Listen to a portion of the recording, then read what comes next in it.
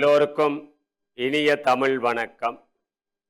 வாக்குண்டாம் நல்ல மனமுண்டாம் மாமலரால் நோக்குண்டாம் மேனி நொடங்காது போக்கொண்டு துப்பார் திருமேனி தும்பிக்கை ஆண்பாதம் தப்பாமல் சார்வார் தமக்கு. டான் தமிழொலி தொலைக்காட்சியினுடைய பிரியமானவர்களே, ஓம் தொலைக்காட்சியின் பிரியமானவர்களே, நிகழ்ச்சியை கலையகத்திலே இருந்து நெறிப்படுத்தி கொண்டிருக்கின்ற எந்தையும் போற்றுவோம் என்ற நிகழ்ச்சியினுடைய ஒளிபரப்பாளர் செல்வி சிறுவித்தியா அவர்களே, உலகம் முழுவதும் பரந்து வாழுகின்ற ஓம் தொலைக்காட்சியினுடைய பிரியமான உறவுகளே, உங்கள் எல்லோருக்கும் மதுரகவியின் தமிழ் வணக்கம். மேன்மைகொள் சைவ நீதி விளங்குக உலகம் எல்லாம் என்ற வகையிலே ஆண்டுதோறும் மாதங்களிலே நடைபெறுகிற விசேஷ தினங்கள், கும்பாபிஷேகங்கள், மகோற்சவங்கள் யாவற்றையும் பார்த்து வருகிறோம். ஒவ்வொரு மாதத்திலேயும் இடம்பெறுகிற அந்த மகோற்சவ பெருவிழாக்கள் இப்பொழுது வைகாசி மாதம் பிறந்திருக்கிறது. வைகாசி விசாகம் அனுஷ்டிக்கப் போகிறோம். அந்த வகையிலே இப்பொழுது வரலாற்று பிரசித்தி பெற்ற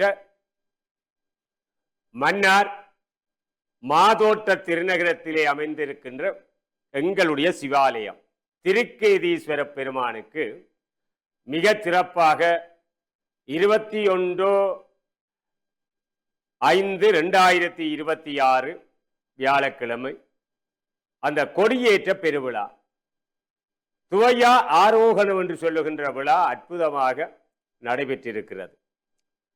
அந்த கொடியேற்ற பெருவிழா பஞ்ச ஈஸ்வரங்களிலே கொடியேற்றம் என்று சொன்னால், முதலிலே நாங்கள் கடந்த நாட்களிலே நடேச பெருமானுடைய 6 அபிஷேகங்களை நாங்கள் பார்த்தோம்.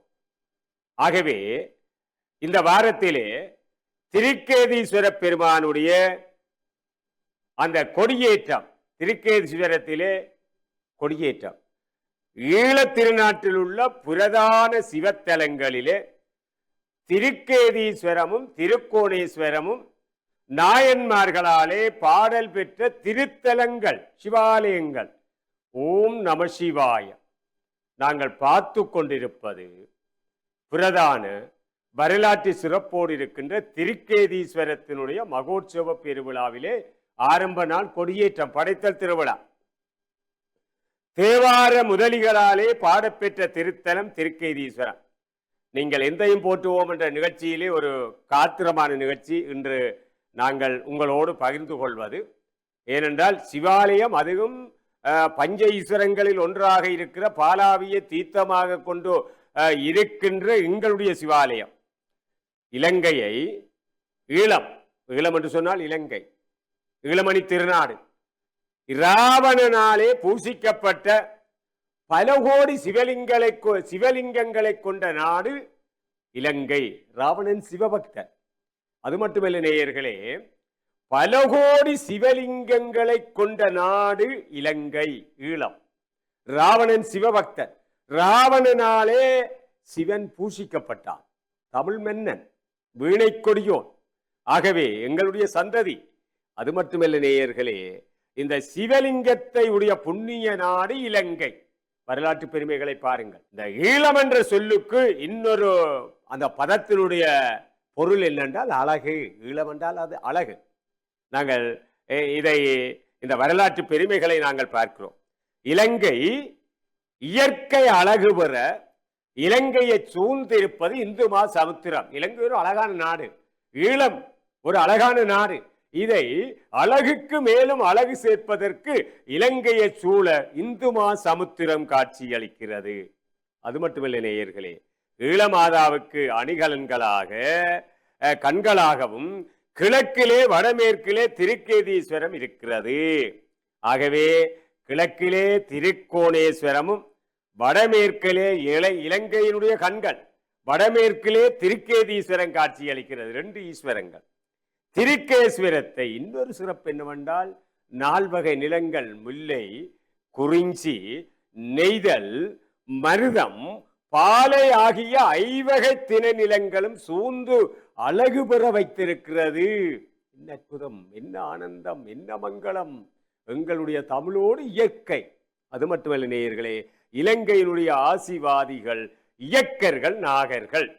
பாருங்கள், எவ்வளவு வரலாற்றை நாங்கள் தெரிந்து கொள்ள வேண்டும். இலங்கையிலே மூத்த குடிகள் யார் என்று சொன்னால் இயக்கர்களும் நாகர்களும். நாங்கள் பார்த்து கொண்டிருப்பது பஞ்ச ஈஸ்வரங்களிலே திருக்கேதீஸ்வரத்தினுடைய மகோற்சவம். கொடியேற்ற பெருவிழா ஆரம்பமாகி இப்பொழுது மகோற்சவங்கள் நடைபெற்று கொண்டிருக்கிறது.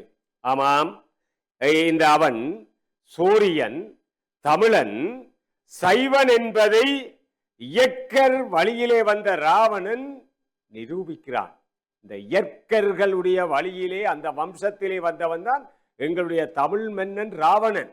அந்த ராவணன் சூரியன், தமிழன், சைவன் என்பதை நாம் எப்படி அறிந்து கொள்ளுகிறோம் என்றால், திருஞான சம்பந்தருடைய முதலாம் திருமுறை, இரண்டாம் திருமுறை, மூன்றாம் திருமுறை தேவார முதலிகளுக்குள்ளே மூத்தவர் முதலானவர் திருஞான சம்பந்தர். அவர் பாடிய திருமுறைகளிலே 8ஆம் பாடல்களிலே இந்த பெருமை சொல்லப்படுகிறது, ராவணனுடைய சிறப்பு சொல்லப்படுகிறது. ஆகவே அதுபோன்று அப்பர் சுவாமிகளாலே பாடப்பெற்று 4ஆம், 5ஆம், 6ஆம் திருமுறைகளிலே 10வது பாடலிலே இந்த வரலாற்று பெருமையை பார்க்கலாம். பாருங்கள், திருக்கேதீஸ்வரம் திருமுறைகள் வரலாற்று பெருமைகளை பார்க்கிறோம் அல்லவா நேயர்களே? அது மட்டுமல்ல, ராவணன் யார்? சிவபக்தன், சிவன் மீது பிரியம் உடையவன் என்பதை காணுகிறோம். பாருங்கள், நாங்கள் திருக்கேதீஸ்வரத்தை சிவனை மட்டும் பார்க்க முடியாது.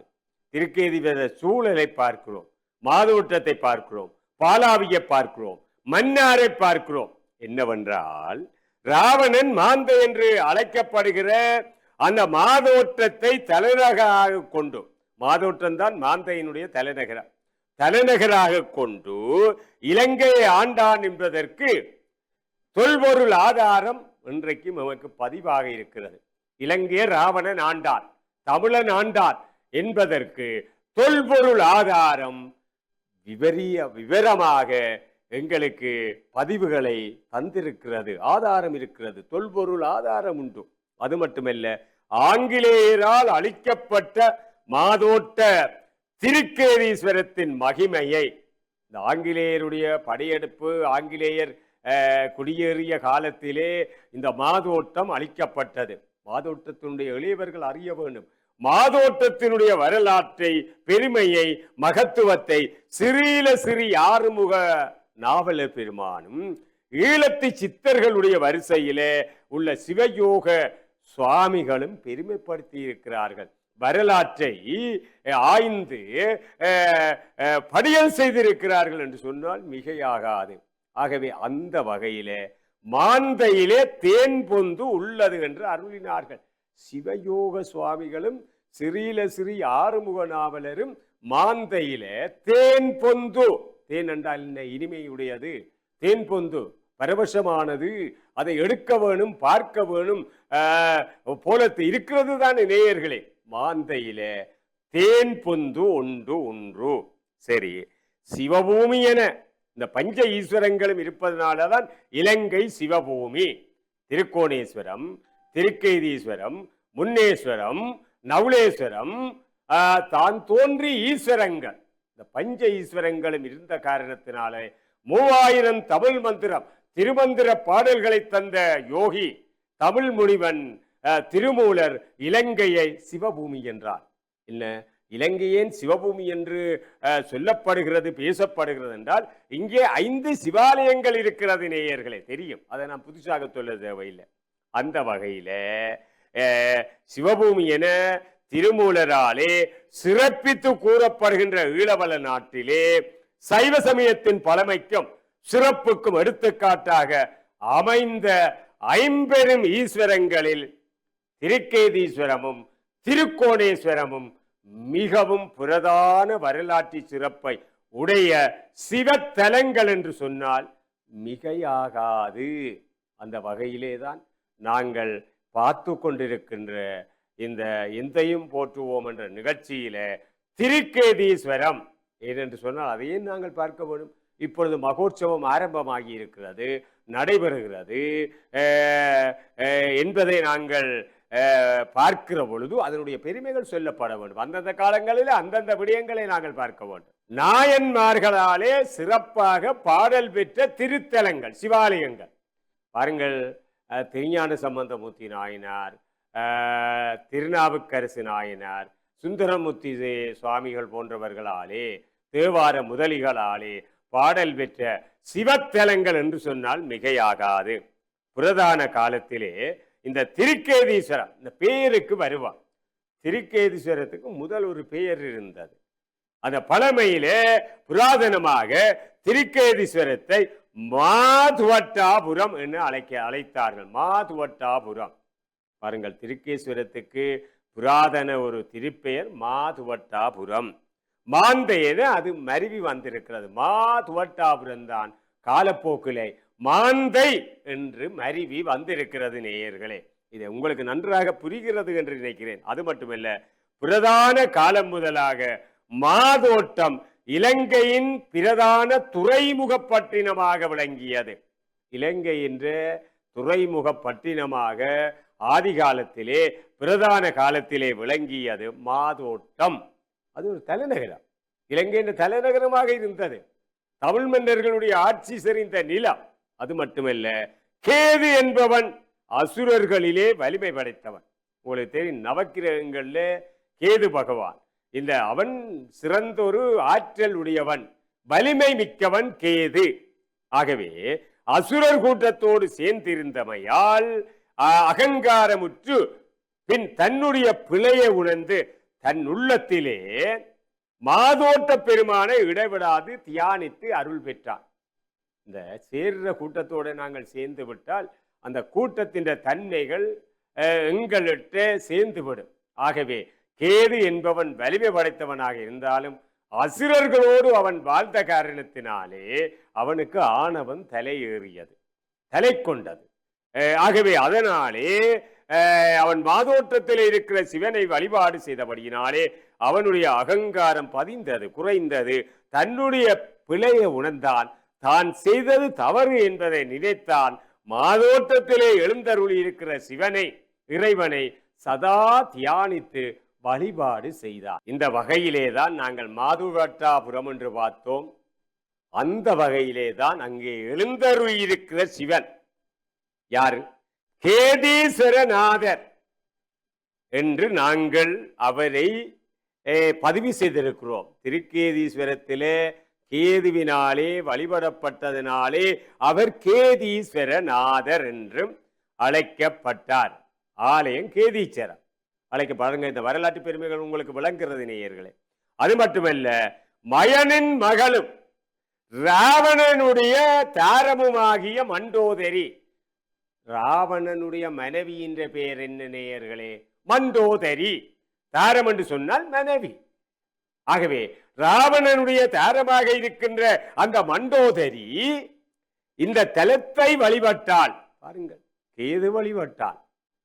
ராவணனுடைய துணவி மண்டோதரி இந்த தலத்தை வழிபட்டாள் என்றும் ராவணன் பூசித்த தலம் எனவும் கூறப்படுகிறது. அது மட்டுமல்ல, கேதீஸ்வரத்தினுடைய பெருமையை பாருங்கள்.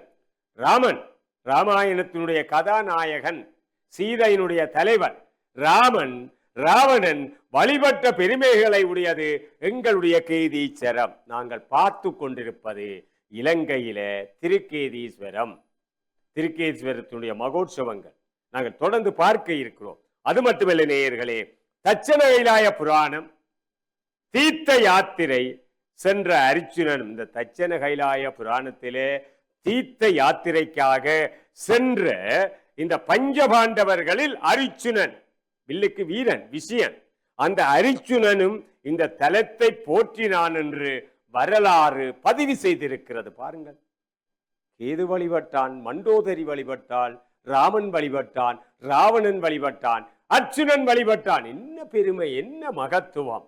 ஓம் நம சிவாய, சிவாய நம. அது மட்டுமல்ல நேயர்களே, அகத்திய முனிவரும் பாருங்கள், தமிழ் முனிவன், தமிழ் தந்த தலைவன், தமிழை அங்கே நேசித்த காரணத்தினாலே அவன் அகத்தியன். ஆகவே அந்த குருமுனி அகத்திய முனிவர் தசகம் கேதீச்சர தசகம் பாடிய ஒரு திருத்தலம். துதிபாடி கேதீஸ்வரத்தானை நாளும் வழிபட்டார் அகத்திய முனிவர் என்ற பெருமை கூட கேதீஸ்வரத்துக்கு இருக்கிறது. அது மட்டுமல்ல நேயர்களே, இலங்கையினுடைய பழமை குடிகளிலே இந்த இலங்கையில மூத்த குடி எவர் என்று பார்த்தால், பழமை குடி எவர் என்று பார்த்தால் நாக வம்சத்தினர், நாகர்கள். இலங்கையினுடைய மூத்த குடியினர் நாங்கள் ஒவ்வொரு விடயத்தையும் பார்த்து கொண்டு வருகிறோம். ஆகவே இந்த இலங்கையிலே வாழ்ந்த பிரதான இனம் எது என்று சொன்னால் நாகர்கள். நாகர்களுக்கும் எங்களுக்கும் நிறைந்த தொடர்பு, நாகர்களுடைய வம்சத்தில் வந்தவர்கள். அது மட்டுமல்ல, இந்த நாக வம்சத்தினர் ஒருவரான நாக வம்சத்தினர் கிரிகேஸ்வரத்தை பூசித்தார்கள், வழிபட்டார்கள். கேதீஸ்வரத்தானை மனம் மொழி மெய்களினாலே பூசனை செய்து வழிபாடு செய்தார்கள். நாக வம்சத்தினர் இலங்கையினுடைய மூத்த குடியாக பிரதான வம்சமாக இருக்கிற நாகர்கள் திருக்கேஸ்வர பெருமானை வழிபாடு செய்தார்கள். இதனாலே நாகநாதர் என்று திருக்கேதீஸ்வர பெருமானுக்கு பெயர் இருக்கிறது.